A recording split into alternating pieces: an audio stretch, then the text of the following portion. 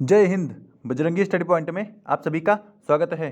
साथियों, आप सभी को पता है कि यूपी पुलिस की आंसर की आ चुकी है और इस आंसर की आने से काफ़ी बवाल भी मच रहा है, क्योंकि जो लोगों के पहले नंबर बन रहे थे या क्वेश्चन सही हो रहे थे यूट्यूब से मिलाने के बाद, लेकिन अब आंसर की आने के बाद उनमें काफ़ी कमी देखी गई है, क्योंकि भर्ती बोर्ड ने अपने हिसाब से आंसर्स को सही माना है। हालांकि ऑब्जेक्शन का भी उसमें स्टैंडर्ड सेट किया गया है कि जो लोग ऑब्जेक्शन करना चाहें वो लोग ऑब्जेक्शन कर सकते हैं, लेकिन भर्ती बोर्ड को खुद ये सोचना चाहिए कि जो जेन्युइन आंसर है कम से कम उसको तो सही माने, या अगर कोई क्वेश्चन का गलत फ्रेम हो गया है तो उस पे सबको पूरी तरह से नंबर दे, या फिर जिस हिसाब से उसको डिवाइड कर पाए उसको डिवाइड करें। मतलब अगर क्वेश्चन गलत है तो आप ये कह दीजिए कि इसमें से कोई ऑप्शन नहीं होगा, लोगों के रॉ मार्क्स पर उनको नंबर मिलेगा, तब तो ये ठीक है। लेकिन गलत क्वेश्चन पे भी आप एक ऑप्शन को सही मान रहे हैं, तब तो ये गलत बात है।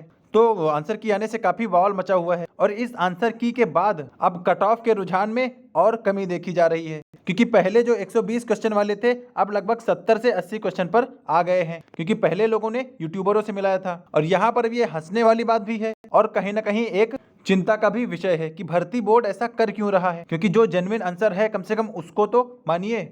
तो आंसर की आने के बाद कट ऑफ पर क्या प्रभाव पड़ेगा और लोगों के अब कितने नंबर बन रहे हैं, ये भी एक डेटा के हिसाब से इसमें बताया जाएगा। और अब फिजिकल और फाइनल कट ऑफ क्या होगी महिला और पुरुषों की, इसकी भी हम लोग चर्चा करने वाले हैं। तो चलिए वीडियो स्टार्ट करते हैं। देखिए, जब आंसर की आ गई तब एक सर्वे हुआ या एक पोल कराया गया, जिनमें पहले मेल का मैं आपको बता दूं, फिर फीमेल का भी बता दूंगा। तो ये डेटा आपके सामने मेल का रखा है, जिसमें जो 75 से 80 क्वेश्चन अब बन रहे हैं आंसर की आने के बाद, वो लगभग 7500 से ज्यादा स्टूडेंट हैं जिनके अब 75 से 80 बन रहे हैं, और 81 से 85 लगभग 5400 लोग के आसपास हैं, और 86 से 90 3000 लोग हैं, और 91 से 95 1500 लोग हैं। यानी अब जैसे जैसे नंबर बढ़ रहे हैं अभ्यर्थियों की संख्या कम हो रही है, क्योंकि भर्ती बोर्ड ने उनके जवाब कुछ और बताए हैं। और 96 से 102 के बीच में तो सिर्फ 598, और यहाँ 103 से 110 में तो एकदम हद ही हो गई, सिर्फ 200 बच्चे मिले हैं मेल में अब तक की 2 दिनों की आंसर की में। तो यानी ये आंकड़ा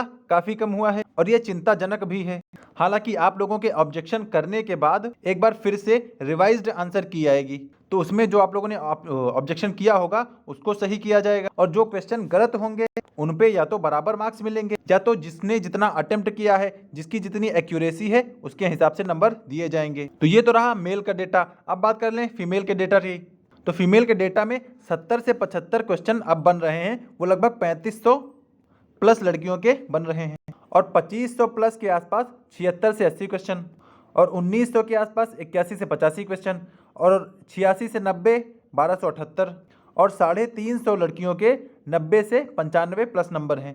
और 95 प्लस में अगर मैं बात करूं तो ये मुश्किल से आंकड़ा लड़कियों में 100 का है, जहां पर मेल में ये 200 का था, लड़कियों में ये 100 का आंकड़ा आ रहा है। 95 प्लस 100 लोगों ने स्कोर किया है आंसर की आने के बाद। तो आप लोग अपने अपने लेवल पर जो आपको लगता है क्वेश्चन गलत है उस पर आप ऑब्जेक्शन उठा सकते हैं, और आपको वहां पर रीजन भी देना होगा कि किस रीजन से आप इसे ऑब्जेक्शन मांग रहे हैं। तो इसके बाद रिवाइज आंसर की आएगी, और फ्री मार्क्स मिलते हैं कि नहीं, एफएम जो हर बार मिलता था वो इस बार मिलेगा कि नहीं, ये भी देखने वाली बात होगी। हालांकि इस बार ये कोई प्रावधान नहीं था कि जितने क्वेश्चन गलत होंगे उसके दुगना नंबर मिलेंगे, क्योंकि इस बार ये तय किया गया था कि लोगों की जितनी एक्यूरेसी होगी और जितना अटेम्प्ट होगा उसी के हिसाब से लोगों को नंबर दिया जाएगा। यानी ऐसा नहीं कि किसी शिफ्ट में अगर 4 गलत हैं तो उसको 8 नंबर दे दिया जाएगा सब बच्चों को, ऐसा नहीं होगा। जिसने जितने अटेम्प्ट किए, जैसे मान लिया किसी ने 120 अटेम्प्ट किए हैं और उसके 100 मतलब 20 गलत हो गए और 100 नंबर बन रहे हैं, और 100 में से भी 5 माइनस मार्क कर दो तो ये 95 बन रहे हैं। तो ऐसे में लगभग इसको 4 क्वेश्चन का 4 से 5 फायदा मिलेगा, ये नंबर का फायदा मिलेगा, न कि 8 नंबर का। तो एक्यूरेसी और अटेम्प्ट पे डिपेंड करेगा कि गलत क्वेश्चन कैसे निर्धारित किए जाएंगे। फिर बात कर लें अपने सेफ स्कोर और फिजिकल की कट ऑफ की। तो आंसर की आने के बाद नंबर्स में काफ़ी कमी देखने को मिल रही है। तो ऑब्वियस सी बात है कि अब जो फाइनल कट ऑफ है या फिजिकल के लिए कट ऑफ है उसमें भी कमी देखने को मिलेगी। तो यहाँ पर हम लोग बात कर लें कि अगर मेल में कितने नंबर हों तो एक सेफ स्कोर माना जाएगा। तो देखिए, अगर जनरल में आपके 90 प्लस बन रहे हैं आंसर की आने के बाद तो आप बिल्कुल सेफ हैं, और इसमें 1-2 नंबर भले ही ऊपर, 2 नंबर भले ही, 2 क्वेश्चन भले ही ऊपर नीचे कर लीजिए। तो 90 से 92 क्वेश्चन के बीच में अगर आपके सही बन रहे हैं जनरल में तो आप एकदम सही रेंज में हैं। और ओबीसी में ये 5 नंबर आप कम कर लीजिए, 85 से 87 अगर आपके बन रहे हैं, 85 से 87 के बीच में, तो आप इसमें सही। ईडब्ल्यूएस भी 85 से 87 के बीच में, और एससी 80 ±2, क्योंकि 1-2 नंबर का या 1-2 क्वेश्चन का ऊपर नीचे हो जाता है। और एसटी में 75 के आसपास अगर आपके सही बन रहे हैं तो आप अपने आप को सेफ मान सकते हैं, क्योंकि अभी नॉर्मलाइजेशन भी होना है, और नॉर्मलाइजेशन भी अच्छा खासा खेल बिगाड़ देता है, क्योंकि नॉर्मलाइजेशन में किसको कितने नंबर मिलने हैं ये सिर्फ भर्ती बोर्ड ही तय करता है। और अगर कोई ये बता दे कि नहीं इस शिफ्ट को इतने नॉर्मलाइजेशन मिलेगा, तो वो बिल्कुल गलत बता रहा है, क्योंकि भर्ती बोर्ड अपनी तरफ से तय करता है कि किसको कितना नॉर्मलाइजेशन देना चाहिए। अब वो जो भी फॉर्मूला लगाते हो, जब आंसर की में ये हाल है तो नॉर्मलाइजेशन में क्या हाल होगा आप समझ सकते हैं। और आगे हम लोग अगर फीमेल के सेफ स्कोर की बात कर लें, तो फीमेल में अगर आपके 85+ बन रहे हैं तो आप अपने आप को सेफ मान सकती हैं, और इसमें भी ±2 कर लीजिए। और ओबीसी की फीमेल 80+ अगर आपके सही हैं तो आप अपने आप को सेफ मान सकती हैं। ईडब्ल्यूएस भी 80+, और एससी मेल फीमेल है अगर आपके तो 75, और एसटी फीमेल है आपके तो 70 के आसपास आपके सही होने चाहिए। और इतने में आप एकदम सेफ हैं, क्योंकि भी फिजिकल के लिए भी 3 गुना बच्चों को बुलाया जाना है, यानी 1,80,000 को भी इसमें बुलाया जाना है। और अगर फिजिकल क्वालिफाई नहीं कर पाते हैं तो इसमें सेकंड लिस्ट भी आती है। तो देखना ये होगा कि जितने लोगों को एक बार में बुलाया जा रहा है, या 1,80,000 लोगों को बुलाया जा रहा है, तो क्या ये लोग सभी लोग एक बार में 60,000 से ज़्यादा पास हो जाएंगे? अगर ये लोग पास हो जाते हैं तो सेकंड लिस्ट नहीं आती है, और अगर पास नहीं होंगे तो सेकंड लिस्ट आएगी। और कुछ बातें रिवाइज्ड आंसर की आने के बाद क्लियर होंगी कि रिवाइज्ड आंसर की में कितना सही माना जा रहा है, क्योंकि अगर फ्री मार्क्स सबको मिल गया तब तो ये कट ऑफ बढ़ जाएगी, लेकिन अगर यही आलम रहा तो कट ऑफ यही सेफ है। तो अब तक 23 और 24 वालों की आंसर की आ चुकी है, और अभी 25, 30 और 31 वालों की बची है, जो हर एक दिन के अंतराल पर आनी है।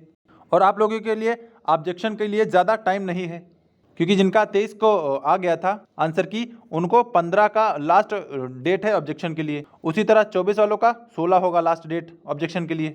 तो आप लोग अपने अपने लेवल पर ऑब्जेक्शन करते रहें, और जो आपको सही लगता हो उसका प्रूफ देते रहें, क्योंकि कुछ ऐसे जेन्युइन क्वेश्चन हैं जिनको भर्ती बोर्ड ने गलत माना है और गलत ऑप्शन को सही बताया है। और इसके लिए जो अभ्यर्थी हैं उनका डर और उनकी चिंता जायज़ है कि भाई जो कम से कम सही है उसको तो सही ठहराइए, और जो क्वेश्चन ही गलत है उनका क्या करना है ये भी भर्ती बोर्ड ही तय करेगा। तो देखते हैं आने वाले टाइम में क्या होता है। रिवाइज्ड आंसर की जब आती है तब और क्लियर होगा कि भर्ती बोर्ड क्या चाहता है, सबको फ्री के नंबर मिलेंगे या नहीं, या अटेम्प्ट और एक्यूरेसी ही देखी जाएगी। हालांकि मेंशन तो कर दिया था अटेम्प्ट और एक्यूरेसी के लिए, तो ये आगे देखने वाली बात होगी कि कैसे टैकल करेंगे वो इस चीज़ को। और जिन जिन लोगों ने अपने आंसर की से मिलाए हैं वो लोग अपने नंबर को, मार्क्स को कमेंट में करें कि पहले कितने बन रहे थे और आंसर की आने के बाद कितने बन रहे हैं, तो उससे एक और आइडिया लगेगा कि हाँ वास्तव में क्या स्थिति है। और ये बात तो तय है कि इस आंसर की ने सबको अचंभा कर दिया है, क्योंकि बहुत से ऐसे क्वेश्चन हैं जिनके ऑप्शन को दूसरा मतलब कोई अलग ही ऑप्शन सही माना गया है, बल्कि होना कोई और चाहिए था, और वो चीज़ रिवाइज्ड आंसर की में हमें देखने को मिल जाएगी। तो आपके ऑब्जेक्शन के 10-15 दिन के बाद रिवाइज्ड ऑप्शन आंसर की भी जारी हो जाएगी।